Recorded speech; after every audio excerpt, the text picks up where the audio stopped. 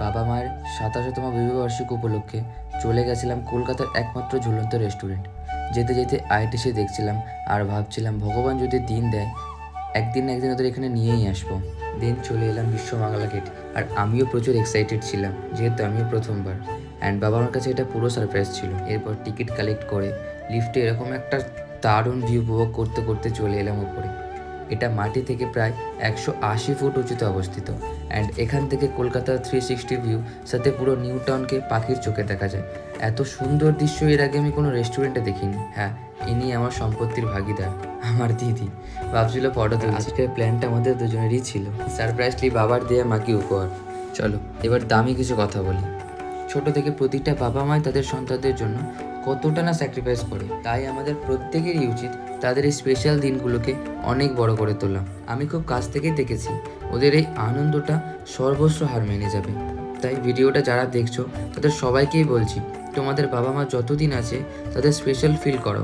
হারিয়ে গেলে আফসোস করবে। জীবনে কিছু করতে গেলে ওদের জন্যই করো, কারণ সর্বস্ব দিয়ে তারাই আমাদের ভালোবাসে।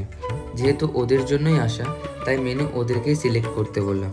দিন 40 মিনিট আমাদেরকে টাইম দিয়েছিল খাবারটা আসার। তাই চলো এই বিশ্ববাংলা গেট সম্বন্ধে তোমাদের কিছু তথ্য দিয়ে দিই। দেখো, এখানে আসার কোনো এন্ট্রি ফি নেই, তবে শুধু পার পার্সন ৫০০ টাকা করে বিল পে করতে হবে। দুপুর ১২টা থেকে বিকেল ৩টে পর্যন্ত, আর ডিনার টাইম সন্ধ্যে ৭টা থেকে 10টা পর্যন্ত। তোমরা বিকেল ৫টা থেকে 7টা পর্যন্ত আসতে পারবে, তবে সেটা বুক মাই শো থেকে বুক করতে হবে। প্রাইস পড়বে ১০০ টাকার মতো। এরপর চলে এলো আমাদের অর্ডার।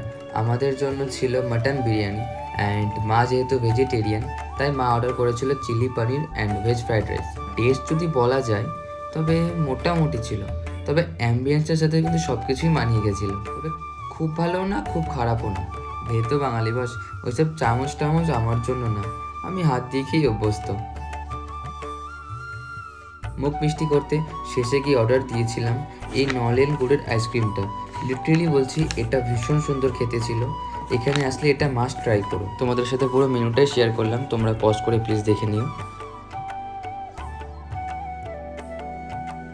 সবশেষে একটাই কথা হলো, মারাত্মক একটা এক্সপিরিয়েন্স আমি শেয়ার করলাম তোমাদের সাথে। আমার তো অনেক সুন্দর লেগেছে জায়গাটা, আর সব থেকে বড় কথা, আমি যাদের জন্য গেছিলাম তারা অনেক খুশি হয়েছে। এটাই আমার কাছে অনেক। দেন বাড়ি ফেরার সময় হয়ে গেছিলো, অ্যান্ড সবাই প্রায় টায়ার্ড হয়ে পড়েছে। আমার মাথায় ঘুরছিল ওই আইটিসিতে আমি ওদের যেভাবে হোক নিয়ে যাব।